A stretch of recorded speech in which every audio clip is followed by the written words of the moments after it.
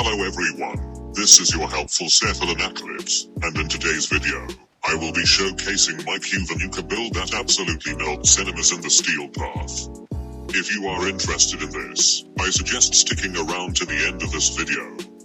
And without further ado, let's get into this. Before we get ahead of ourselves, let's have a quick refresher on the Kuva Nukor. The Kuva Nukor is a secondary weapon, and is very good for hitting multiple targets at once, thus making it a very good AoE weapon. Another bonus is the damage that you inflict spreads around to other enemies nearby. The Kuva Nukor is a primarily status-based weapon.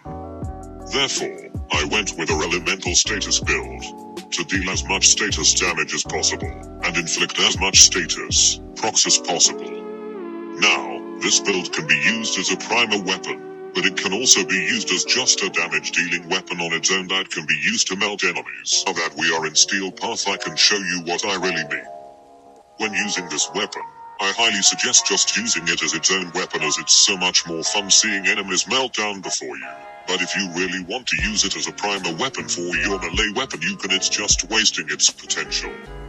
As you can see at this footage, the Kuva Nukor is completely obliterating any enemy in sight. The only real problem with this weapon is its ammo capacity, as it does run out of ammo pretty quickly, almost having the same problem as the Phantasma Prime, but not as bad. If you do intend on using this weapon without any other weapons in your arsenal, I do suggest using your ammo spawner in your equipment wheel or an ammo capacity mod in place of your Exilis mod.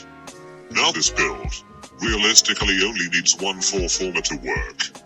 For my build, I didn't fully take up all of the mod slots as I left one open, since I didn't want to former it again, and I didn't have any more mod capacity, but you can, if you want to add an extra mod for ammo capacity, or just more damage overall to really squeeze out as much potential as possible from this weapon. Another bonus would be that since this is a Kuva weapon, you would also get more XP from adding a former to this weapon, and then leveling it up again, but that's your choice. Onto the build itself. For damage I have a Hornet Strike, then it's Frostbite for extra cold damage and status chance.